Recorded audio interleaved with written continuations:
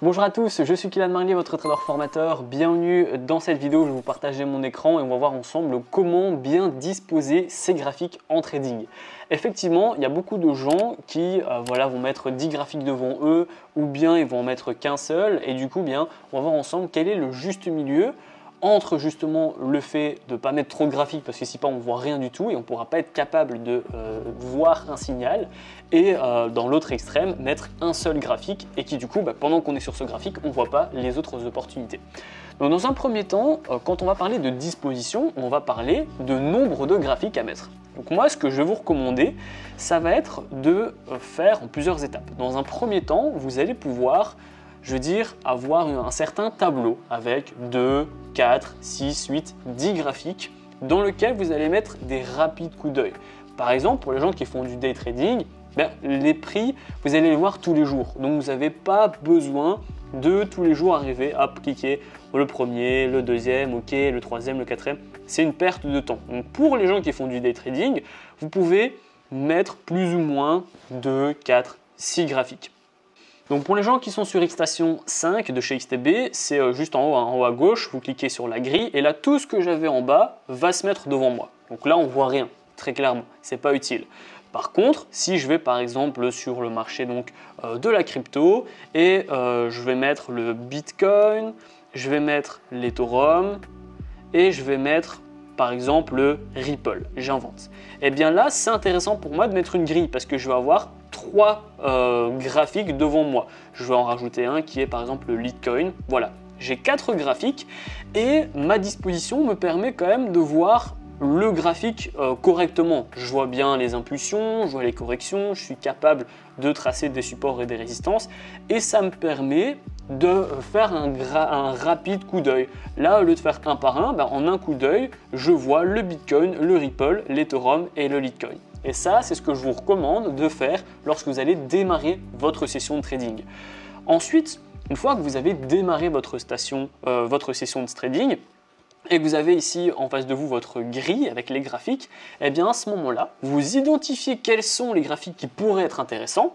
Donc là, par exemple, moi, je vois en un rapide coup d'œil que, alors certes, j'ai à chaque fois mis les mêmes crypto-monnaies, j'ai mis le Bitcoin, l'Ethereum, etc. Donc il y a de la corrélation. Mais par exemple, si à la place du Ripple, je mets l'euro USD et qu'à la place de l'Ethereum, je mets le Gold et ensuite à la place du Litecoin, je vais mettre la UDJPI, j'en sais rien, mais voilà, j'ai un peu de Forex, un peu de matières premières, un peu de crypto. Et bien là, on a un rapide coup d'œil, je vais dézoomer un petit peu, là ici, je vais dézoomer aussi, là je dézoome et là je dézoome. Et en un rapide coup d'œil, je peux voir que sur l'or, ça peut être intéressant de faire quelque chose, le Bitcoin aussi.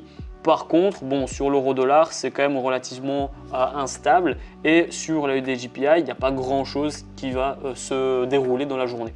Donc là, en faisant une rapide analyse, pourquoi j'ai dit que c'était intéressant le Bitcoin, là on va arriver sur une grosse résistance ici, donc ça peut être intéressant, je vais vous la montrer, mais ça peut être intéressant de voir comment les prix vont réagir à cette fameuse résistance. Ensuite, pourquoi j'ai dit que le gold est intéressant, à l'inverse, là on ne va pas parler de support, mais on ne va pas parler de résistance mais de support. On a un support ici qui tient bien et on va avoir une résistance aussi qui tient bien. Donc là on pourrait voir si on va plutôt rebondir ou si on va plutôt casser.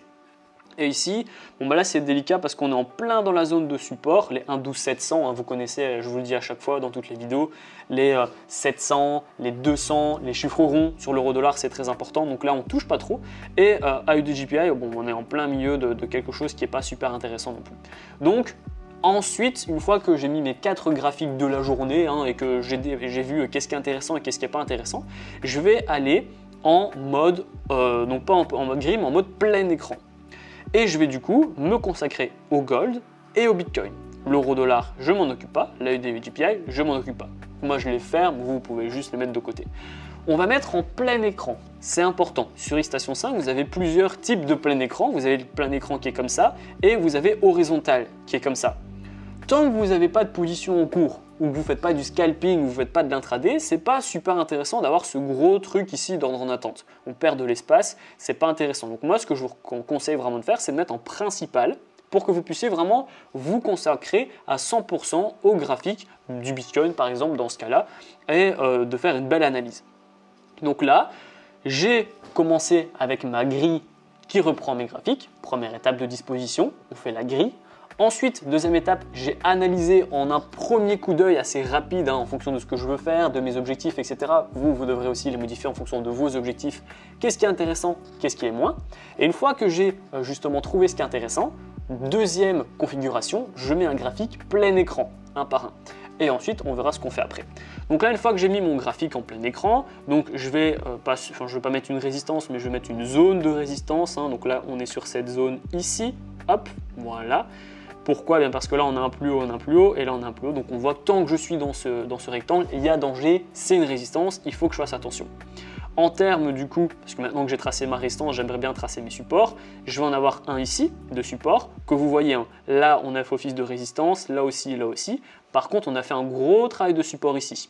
Ensuite, là on a eu un gros travail de support, là c'est le dernier rebond en date avec ce support. Donc là je sais que j'ai une résistance ici et un support là. Donc, eh bien, quelle va être ma première analyse, ma première façon de penser? Eh bien, je vais me dire, ok, je suis en H1, je vais donc attendre que les prix tentent cette fameuse résistance. En cas de cassure et de clôture par le haut de cette résistance, alors je vais pouvoir aller viser les prochains plus hauts, les prochaines résistances tout simplement. Donc il y en a une ici et la plus grosse vraiment, elle est à ce niveau-là, donc autour des 50 000 $ en fait. Et alors à l'inverse, ça peut arriver, en cas justement que les prix tentent et échouent, donc en cas d'échec, eh bien je vais pouvoir plutôt mettre une vente pour aller viser ce niveau-ci, ce support à 48 527. Donc là, c'est une analyse que j'ai faite avec le Bitcoin. Et maintenant, je vais pouvoir aller voir le gold.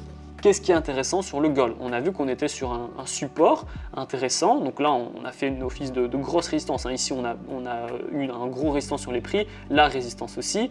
Par contre, là, on a un rebond et les prix sont dessus aussi. Donc là, j'ai mon analyse encore qui vient, ma condition. En cas de rebond, eh bien, je vais plutôt mettre un achat. Je vais mettre un achat et je vais viser du coup ce niveau-ci dans un premier temps. Encore une fois, ça dépend si vous faites de l'intraday, du day trading, du swing trading, les take profits seront différents. Moi, je vous montre vraiment comment mettre une disposition de graphique. Ce n'est pas vraiment l'analyse qui est la plus importante. Et ensuite, on aura ce niveau-là. Et en cas de cassure par le bas du support, on va aller chercher plus ou moins ces niveaux-ci, c'est le prochain support. Voilà, votre travail est fait avec le graphique en plein écran. Une fois que vous avez fini votre analyse, vous le faites pour 1, 2, 3, 4, 5 graphiques, c'est en fonction de vous. Une fois que vous avez fini votre analyse, et que vous avez vos take profit, votre stop loss, votre condition, etc. et que vous devez arriver au moment de vous positionner, vous allez retirer, c'est la troisième étape, vous allez retirer votre graphique en plein écran et vous allez mettre le graphique en horizontal, juste ici. Et là du coup, pour les gens qui font du scalping, de l'intraday, du day trading, c'est intéressant quand même d'avoir ici ces positions qui vont courir, qui seront justement sous la main, prêts à être coupées, soit par un take profit, soit par un stop loss, soit manuellement, juste avant une annonce économique ou autre. Et ainsi, c'est intéressant d'avoir le contrôle sur les positions qui sont en cours. Et tant que vous avez des positions et que vous êtes devant votre graphique et que vous ne faites pas de l'analyse, vous faites juste de la gestion de vos positions, vous restez en graphique horizontal. Si vous avez terminé vos positions et que vous voulez continuer à analyser, on retire l'horizontal et on repart en principal. L'objectif, c'est vraiment de gagner un maximum de choses. Ensuite, et là, ce n'est pas vraiment de la disposition, mais c'est plus sur le fait d'organiser son graphique, ce que je vous recommande, c'est que dès lors que vous avez fini d'utiliser un indicateur ou d'utiliser un support ou autre, supprimez-le. Par exemple, ici, je suis sur le gold. J'aimerais voir ce que le RSI fait. Je vais donc cliquer sur le RSI, je vais appliquer. Et le RSI, qu'est-ce qu'il va me donner? Il ne me donne pas grand-chose. On est en dessous des 50, donc on voit que c'est quand même relativement baissier, mais on n'est pas encore dans la zone de survente. Donc le RSI me dit que c'est baissier. Ok, j'ai pris l'information comme quoi le RSI est baissier, je peux donc couper. Et je garde en tête que le RSI est baissier. Si vous n'avez pas 10 graphiques devant vous, et que vous en avez comme là par exemple ici, 1, 2, 3, c'est relativement simple de retenir, là je sais que mon RSI il est baissier. Je vais aller voir mes stochastiques, qu'est-ce qu'ils me disent, s'ils sont plutôt d'accord avec le RSI ou pas. Ok, mes stochastiques sont baissiers aussi, on est rentré dans la zone des 0 et 20. Je coupe aussi. J'ai pris l'information comme quoi le RSI est baissier, j'ai pris l'information comme quoi les stochastiques sont baissiers. Et ainsi, ça me permet de continuer d'avoir des informations venant des indicateurs sans pour autant avoir 15 000 tracés et 15 000 indicateurs. Parce que vous le savez, quand je mets un indicateur, ça me prend la moitié de mon graphique. Donc là, ça me permet de pouvoir mettre des trades, des positions en gardant ce que l'indicateur m'a donné. Et dans l'idée, à part si vous tradez pendant 3 jours sans vous arrêter, une fois que vous avez mis l'information et qu'elle est dans votre tête, si vous n'êtes pas dans une unité de temps trop petite, vous pouvez l'arrêter pour de bon. Par exemple, là, je suis en H1. je peux regarder dans 2-3 heures, mais avant, ça ne me sert à rien. Si par contre j'étais en M15 et que je prenais une information du stochastique ou autre, et bien là ce serait bien que dans 1 heure je continue à regarder. Voilà, laissez quand même quelques bougies, le temps de faire bouger votre indicateur, et puis c'est terminé. Voilà comment vraiment on organise la disposition de ces graphiques, et que ça soit du coup en gris ou même en indicateur. Pour faire une conclusion, pour clôturer cette vidéo, dans un premier temps mettez une grille pour justement rapidement voir les opportunités, qu'est-ce qui est intéressant et qu'est-ce qui n'est pas intéressant. Une fois que vous savez ce qui est intéressant, mettez justement un graphique en plein écran, comme ça vous faites correctement votre analyse, vos tailles profit, votre stop loss, votre point d'entrée, etc. Et une fois que c'est fait, allez en horizontal pour avoir vos positions devant vous et prêt à avoir justement une réaction. Une fois que c'est fait, soit vous repartez en analyse avec un plein écran, soit vous arrêtez votre journée et du coup on repart en gris pour le lendemain. Voilà. Et du coup là, pour conclure avec les indicateurs, prenez l'information et coupez pour repartir avec autre chose et ainsi faire ça étape par étape et ne pas vous encombrer, surtout quand vous êtes un débutant, c'est très important. La vidéo est terminée, j'espère qu'elle vous a plu. Si c'est le cas, eh bien dites-le moi en commentaire. Dites-moi également comment vous faites votre disposition. Est-ce que vous avez 15 écrans devant vous? Là, je vous ai fait vraiment une disposition avec un seul écran parce que la plupart d'entre vous ont un seul écran. Maintenant, si vous avez plusieurs écrans, eh bien mettez une grille en continu. Ensuite, mettez un graphique que vous voulez surveiller sur un autre écran et puis mettez votre écran principal, vous allez un petit peu voyager sur votre écran principal. De toute façon, vous savez, c'est pas sorcier, il n'y a que 3-4 étapes, c'est pas bien compliqué. Dans tous les cas, j'attends votre retour en espace commentaire, dites-moi quelle est la disposition que vous avez choisie. Si la vidéo vous a plu mais que vous avez encore des difficultés avec le trading, n'oubliez pas, c'est le premier lien en description, je vous donne une formation totalement offerte pour démarrer dans le trading, faire vos premiers pas, faire vos premiers gains, c'est super important. Si la vidéo vous a plu, n'hésitez pas à la liker, à la partager et moi je vous dis à très bientôt pour les prochaines vidéos. Ciao, ciao.